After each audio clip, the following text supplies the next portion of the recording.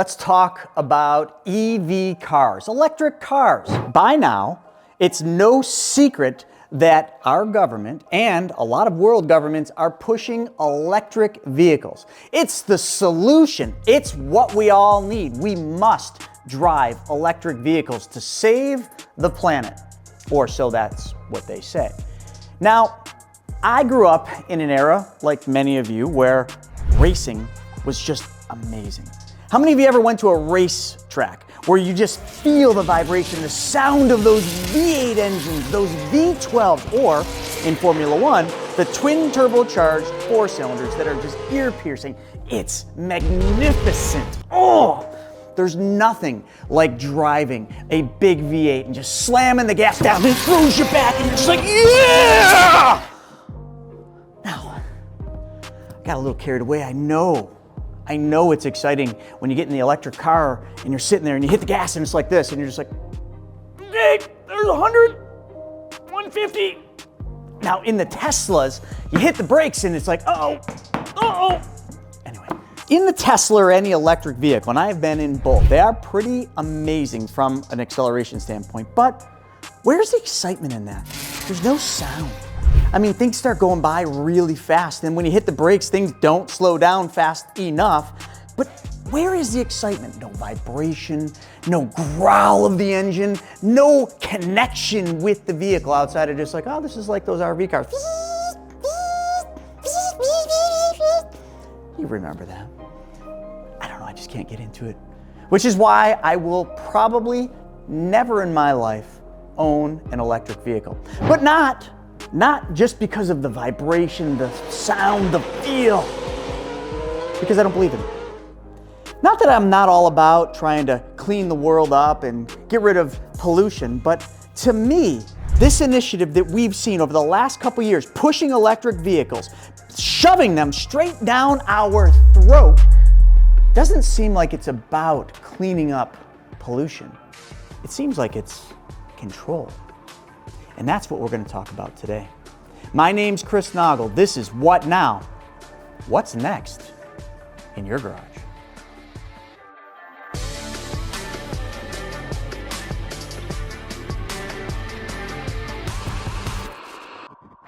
So I figured why not do a YouTube video and get down to the actual fact versus fiction. And that's what we did. We did tons of research. It's literally going to be a battle royale against electric vehicles and the gas-powered guzzlers. But before we get into any kind of battle royale, we got to get ourselves ready for this battle. So, if I may ask all of you to do me a little favor before I have to hurt one of you, and that is click the subscribe button. And there's a little bell. Whoa! Smash that bell before I have to get serious with you. Now, I know I might have scared some of you. You know, this guy didn't get hurt, but this is gonna hurt the pockets of some of you electric vehicle drivers. So, in light of this battle royale, we went in and we found a whole bunch of articles. And we did a little bit of fact checking for that matter. And what we found is this is heavily swayed to certain states. California being one of them. You know, see, if you're in California, now listen, I've been to California speaking many times. There are more Teslas in California. Now, let me pause and transition. I want to talk a little bit about Tesla. I think they're an amazing car. I love Elon Musk. I love his vision. I remember when he first started making these cars, it was just magnificent. He was taking literally what we all did as kids with RV cars and that instant torque, and he was bringing it into real cars, making the fastest cars ever seen back in the day. And now we know them to be on the road every single day as Teslas. They're a beautiful, beautiful vehicle. Not only are they a beautiful vehicle, they are a technology masterpiece. So I'm not saying anything about Teslas or any EV cars. And I want to be clear about that. So if you drive an EV, it's not like we're not going to be buds. Like, they're awesome. But the thing I've got a problem with is how it's being shoved down everyone's throat, saying you must, or manufacturers must produce X amount of a percentage of electric vehicles by a specific date when the grid, the infrastructure isn't even ready. How about California with the rolling blackouts? How's that working? How about the lines right now that you're seeing at all of the charging stations, not just Tesla? There are massive lines. So now listen, I'm a busy guy. I know all of you are busy too, right? Do you have time to sit there and charge your car for a half hour? Oh, you can charge it at home, but what if you want to take that road trip with the kids? What if you want to take that road trip in Buffalo, New York during the storms we just had last week when it was almost negative temps? Does your Tesla start? So there are some facts that I think we all know to be true about batteries. I mean, we all have a phone, right? We all use a cell phone. Now, some of you that don't live in cold climates like we do up here in upstate New York, you probably don't know this, but when you walk outside or we're out snowboarding and it's like 10 degrees out, and I pull my phone out to have a conversation or just shoot a quick little video of someone eating it and yard sailing down the hill, that's half my battery, okay? So cold does impact battery life. And this article right here talks all about that. These cold temperatures throughout the country have been sapping the electric vehicles. And listen, I'm not gonna just keep talking about Tesla, it's just that's the original OG in the EV space. Man, that sounds like a cool song. The OG in the EV. Anyway, onward. There's Fords, there's all sorts of GM electric vehicles. I mean, in my neighborhood, there are now 2 Hummers that are electric. Pretty badass truck, but I don't want it. I mean, could those trucks even run when it was cold? Now I know some people are like, well, duh, Chris, they heat the batteries. Well, then why didn't they start? In Teslas, you know, we get ice around here. So when the ice came, the door handle wouldn't pop out. Like, I know this can happen in a gas-powered car, but your gas-powered car starts. Your gas-powered car actually likes the cold and is okay in the heat. They've got a lot more history on them. And here's another thing. Like I mentioned, California, they're trying to push this whole EV mandate, but the House is stepping in trying to block it, saying, hey guys, this is all cool and good, and I know why you're trying to do this, but you ain't ready. The infrastructure ain't ready. It ain't gonna be ready for a long time. This is fact, not fiction, folks. Okay, but there's one EV, there's one EV that I just can't get okay with, and it is the Ford Mustang. Now, maybe I'm just getting old, but I grew up like with Vanilla Ice and rolling in the 5.0, the big V8, and that's the reason you bought a Mustang. You start the thing up and it just sounded like a Mustang. And now you can buy an electric Mustang. But here's the thing. The electric Mustangs got one feature that they were trying to compensate for that growling V8 sound. That's right. All you gotta do is get in your EV, you push the button, remember, no sound, just like a hum. But then there's another button you push, and all of a sudden it sounds like a GT500. Your speaker system just plays the sound of the engine. But what happens on the outside? Are you gonna roll your windows down, turn the bass up, and then hit the button so that everybody you're driving by is like, dude, look at that 5.0! Man, was that a GT500 rolling by? Because it didn't make any sound. I can't get right with that. I just can't get right with that. But we're gonna dive into the pros and the cons. And I'm not gonna just pick on EVs, okay? Because many of you know I drive 2 in my household. I have 2 gas-guzzling bi-turbo V8s and then 2 6-cylinders. But you know, hey, we're getting there. I love a loud exhaust. But we're also gonna talk about the downside to a gas-powered car. Yeah, we're gonna hit both. We're gonna really kind of just play this one down the middle. But here's one thing gas-powered cars don't have that EV cars do. A $7,500 EV credit. Nope, I can't go in and buy a gas-guzzling bi-turbo V8 and ask, hey, you guys got any rebates for those energy efficient things like that 7,500? However, if you go in and you do one of those Jeeps that has the EV, you definitely get 7,500. I just saw a Jeep lease the other day advertised. It wasn't bad for a Jeep Wrangler. And in their commercial, they had that little button. You push the button and the thing just goes silent. It's an EV. And you get a $7,500 credit for buying that EV. But what happens when the credits run out? What happens when the government stops subsidizing EV vehicles? Is there gonna be all sorts of free money on the table? Is it really a cheaper vehicle to buy in the long run? Well, let's dive in to the pros and the cons as we begin our battle royale.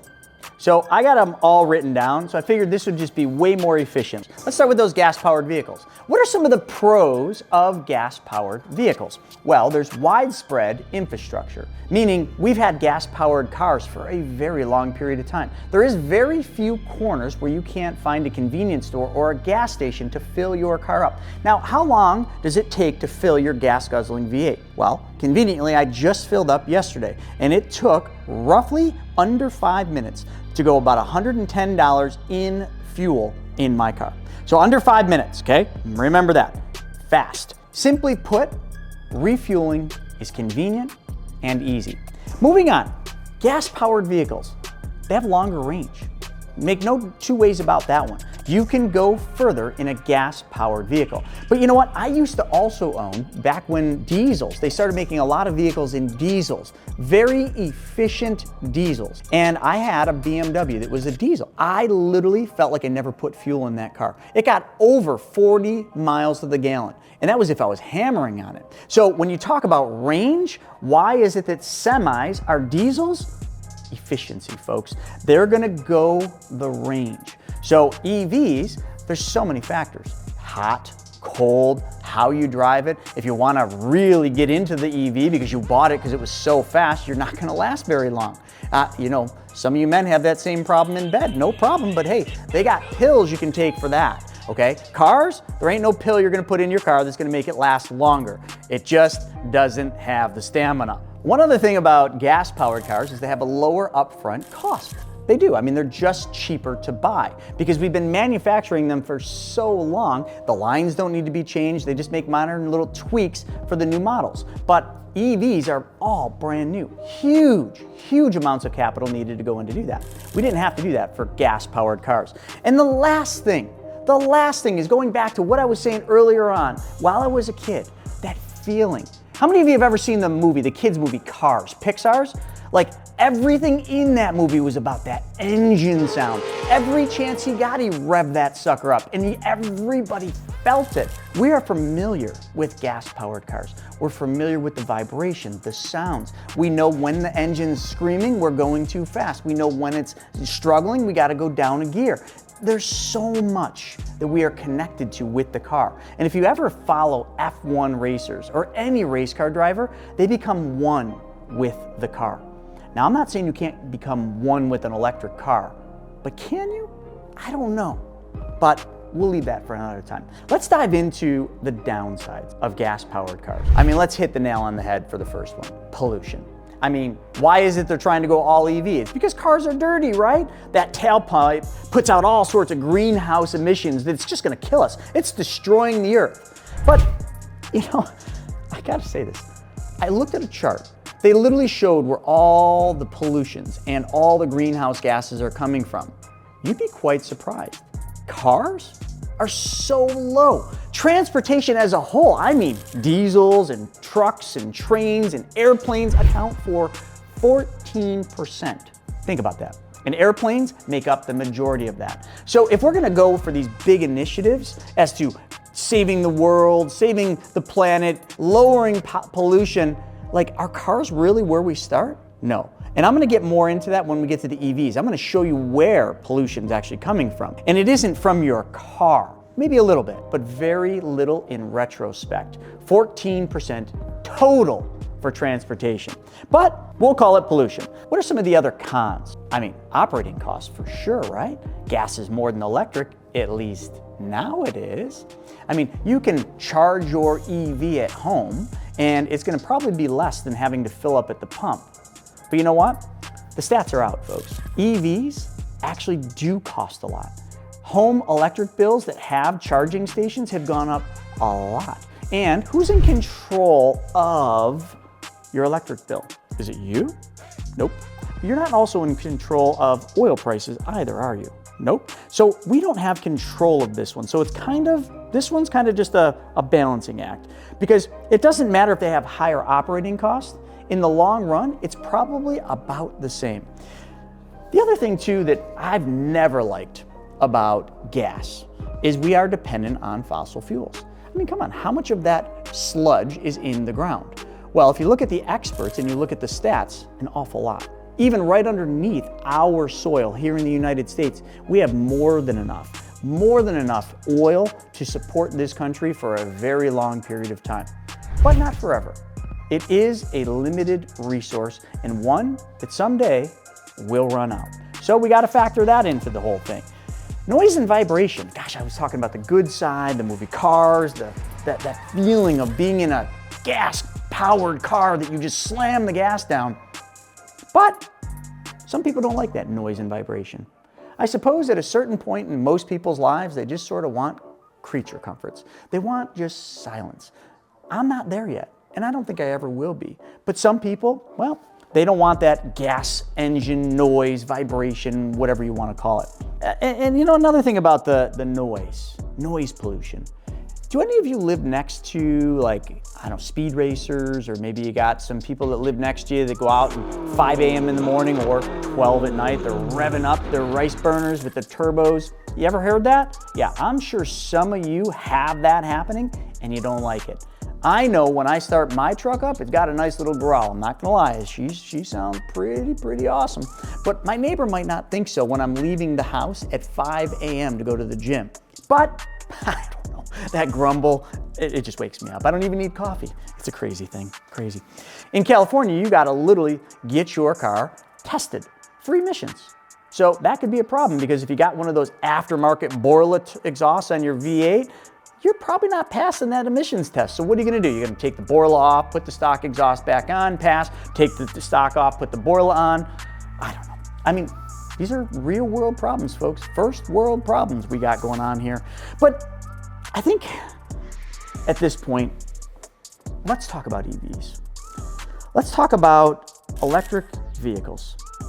Now, just a couple years ago, there was a massive push from GM to Ford to Mercedes to BMW. They all jumped on the bandwagon. And this was mostly during the pandemic, a time when we were being controlled hugely. Couldn't leave your house, couldn't go anywhere without a mask, unless you lived in Florida, certain other parts too. You were literally under governmental supervision. And it brings me to two main topics we got hit on EV before I even get into the pros and cons, because these make up the basis for this video. Have you ever heard the word kill switch? You got a jet ski, maybe, you use kill switches. Kill switch. Now, I know you might think this is fiction. You might think this isn't real. Oh, but it's real. I read an article, and I didn't even think it was real. It was Ford. They were literally putting kill switches in their cars, but they said that the kill switch was to slow down drunk driving, which I'm all about. Listen, all about that. I've lost friends to drunk drivers, so all about having some type of thing where you can't operate your car if you're drinking. But you guys all know that sometimes it's like, hey, over here, focus over here, where what's going on is really over here. So in this article that I read about Ford coming up with a kill switch in their electric cars that would enable them to shut the car off if you didn't make your payments, made me really think. And then I thought back to when the Russia-Ukraine war started, and I thought about Teslas and articles that were coming out about how Tesla just shut the cars off for the oligarchs or anyone else that was driving them that they wanted to find. I mean, think about that. You're just cruising to work one day, maybe you were a bad boy the night before, bad girl the night before, and they just shut your car off. Maybe you go out in your car to get in it and go somewhere and it just doesn't go. Whoops, forgot to make the car payment, darn it. That's the kind of controls that scare me. Or maybe, and I don't want to go all conspiracy here, but maybe there's another pandemic and they don't want you to go anywhere, so you're just gonna have to sit right there. Now, I know some of you are listening and being like, you son of a beep. You're thinking, you're sitting there saying they're gonna do this just to EV and they can't to gas-powered cars. One movie that you need to watch will explain it all. Mad Max. A gas-powered car, even if run by computers, can be converted back to just a gas-powered car. All of them. You can't take an EV and make it not an EV. You can't take an EV and make it not run on electric and not run on a computer. Sorry, don't think that exists. But Mad Max shows you the way. That if you needed to shut it all down and still start that sucker, you siphon some gas out of the ground, you fill that big gas guzzling supercharged V8, that was a badass car, and you're ready to rock. I gotta hit this one. There was this one, I think it was a Facebook post or something. This person had a Tesla, but they had a generator in the back of the Tesla. Now, have any of you ever seen a generator, right? They run on gas. So he had a gas can in the trunk of his car with his generator driving an EV car. You picking it up, the irony? No? All right. Well, let's get into it. So what are the pros of EV cars? Well, there are some really good pros. 0 emissions. EVs produce 0 tailpipe emissions, reducing air pollution and greenhouse gas emissions. Can't take nothing from that, nothing at all. They have lower operating costs, at least now, because energy is generally cheaper than oil, until energy is the main source powering your cars, and they're like, hey, let's increase the cost of energy. You're telling me they can't do that? Well, they did it to gas. Why can't they do it to electric? So maybe in the short run, that is the case. They're quiet and smooth. They are so quiet. I mean, I was just in a Tesla a couple months ago, and man, it's just smooth, man. It's just like nothing. I mean, thank God they drive themselves, because I would just fall asleep, man. That'd be like rocking a baby to sleep.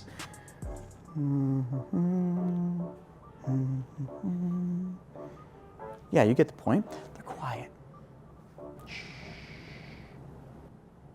Moving on, instant torque. Just like those old RV cars that we used to play with, you hit that joystick, rocks in the ankles, man. Those little shin biters. Yep, that's right. It's even better than a little dog, you know, little dog ankle biters. Like you get yourself an RV car and you just put it right close to your ankles or your enemy's ankle, and you just slam that sucker.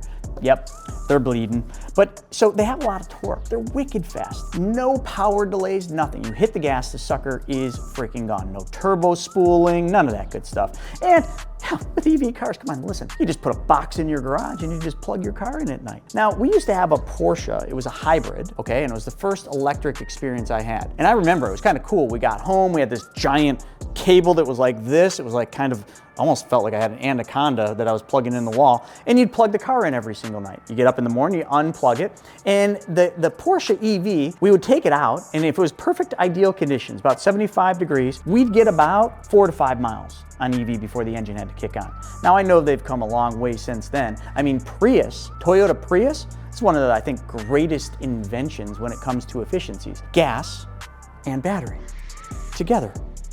Wow, why didn't we just go there? It was working. We had proven technology. We had a working model, and we didn't.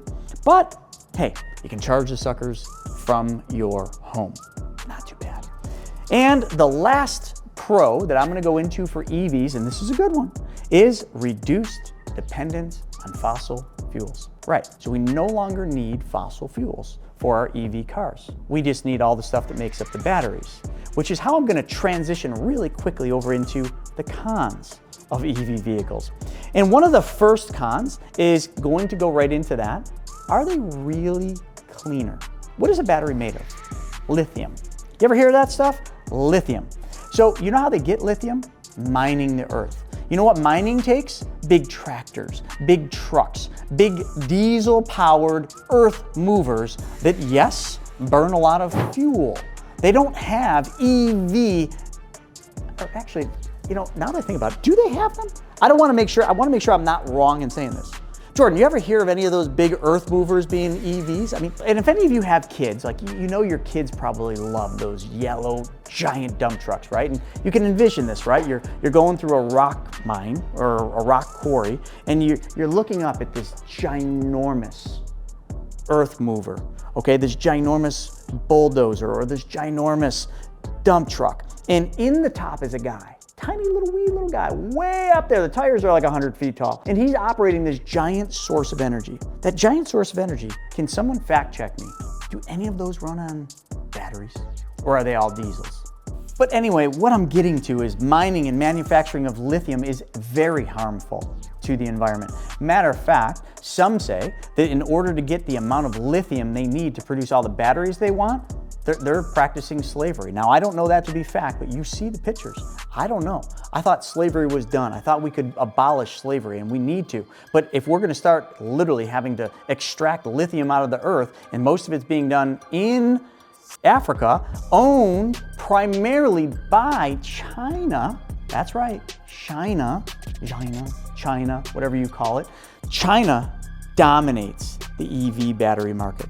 How much? 75 to 76% of the market. Just point it out, okay? But what other cons are there? Well, they have limited range. We talked about that. You saw the B-roll on that. You can only go so far. And then people pile up and they charge their cars. I see it all the time when I drop my deposits off. There's a line of electric vehicles being charged right by a Barnes & Noble bookstore. I don't know how long it takes, 10 minutes, 20 minutes, 30 minutes, longer than it takes me to fill my tank. Charging infrastructure, biggest problem, charging infrastructure, not even close. What do I mean by that? We can't push to all EV. We don't have what it takes. Our grid can't even handle that much. We'll have rolling blackouts everywhere. This is a fact. Higher upfront costs. So EVs do have a higher initial purchase cost, but it's being offset, like I said earlier, by these credits. Government subsidized credits did nothing to reduce inflation. It was basically the Green New Deal repackaged for inflation because everybody was worried about inflation and the inflation reduction. Range anxiety. I gotta believe that some of the folks that have electric vehicles, when they're driving around, their little light comes on and they start getting anxiety like, oh my God, I gotta find a charging station. Oh my God, I'm gonna be late. Oh my God, I got a meeting. Oh my God, I didn't think I'd need a charge. I thought I'd make it there. Anxiety. Like one of the things that is killing a lot of people and causing heart disease is stress and anxiety. Do we really need to add any more? I don't know. But that's just one thing I think about. Limited model variety. Now, of course, you can get the Ford Mustang Mach, right, which is an EV Mustang. So hey, at least we got that. But a lot of the car manufacturers are actually reducing their EV production. This is interesting. So right here in this article, I found this pretty interesting. It's called Inside America's Electric Car Whiplash. It's talking about what's going on with Chrysler, Dodge, Jeep, GM, and Ford. They went all in on EV, and now they're coming all out of EV because they can't sell them. We just gotta look at like how many choices do you want? There's only so many EVs, and I gotta tell you, like the front of most EV cars just looks like crap. Like I like a grill. I like a big fat grill with big radiators that knows the air circulating through my two turbos, pushing that horsepower to the back wheels, making them go burp, burp. Yep, you know that. Did I mention charging time? Ain't nobody got time for that. All I'm trying to get across in this entire video is we gotta look at this side. You know, and I'm not trying to say you're on one side or the other. Hey, you could be in the middle, man. Get yourself a Prius. I think it's a great idea. Get yourself a hybrid. But why do we gotta decide, is it EV or gas guzzler? It could be both, man. It could be this and that. We can combine them. We don't have to split. We got enough divide in this country. I mean, my goodness, in the last couple of years, what have we seen? It's blue versus red, black versus white. It's vax versus unvax, and now it's EV versus gas guzzlers? Come on. Let's bring this thing together. Just like we do with money.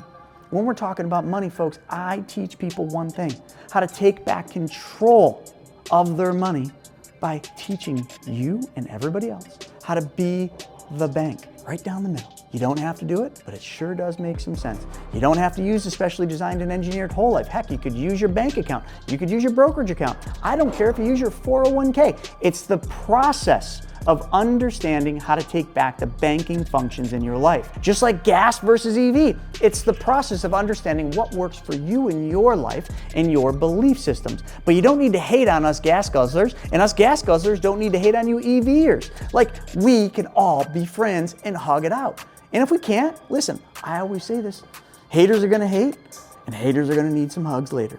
So I'll save some hugs for all you haters out there that don't like this video, because obviously, I'm gonna burn some fuel and go, burp, burp. That's right, because I got my Hemi. It's not a Hemi, but you know, sounds cool. You remember that movie Joe Dirt, his Hemi? Yep, well, I don't have a Hemi, but anyway, with that being said, folks, go out there and really do your research like we have. Go out there and learn how to take back control of not only your life and your freedom, but also your money. That's exactly what I want to get across. It's time for you to become your own bank. My name's Chris Naugle. This has been another episode of What Now? What's next for EV vehicles? But the headlines prove that. See you next time. It's time to put the battle gear on, and I'm gonna point you to the next video you must watch. This one right here. It's called 2025, a look back from the future. You're gonna need your helmet.